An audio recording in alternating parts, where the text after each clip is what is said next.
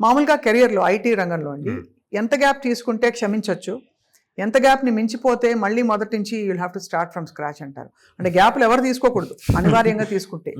4 years 5 years చేశాక work చేశాక కొంతమంది బ్రేక్ వస్తుంది డ్యూ టు హెల్త్ ఇష్యూస్ కానీ లేకపోతే మ్యారేజ్ ఇట్లాగా అన్ని.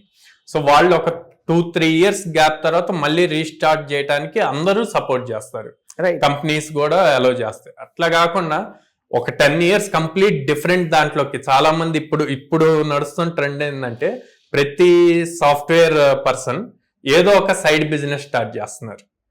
అవును ఎక్కువగా ఫుడ్ రిలేటెడ్ ఎక్కువ చేస్తున్నారు. అవును. సో అది కొంచెం బాగుంది అంటే దాంట్లోకి ఈ జాబ్ రిజైన్ చేస్తున్నారు, దాంట్లోకి వచ్చేస్తున్నారు.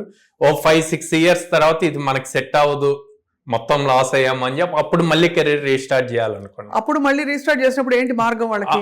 అప్పుడు ఆల్మోస్ట్ వీళ్ళు లెఫ్ట్ అయ్యేటప్పుడు ఎంత శాలరీ ఉందో దానికన్నా ఇంకా తక్కువకి రీస్టార్ట్ చేయాల్సి వస్తుంది. సో ఒక లాంటి లాస్ అది. అవును.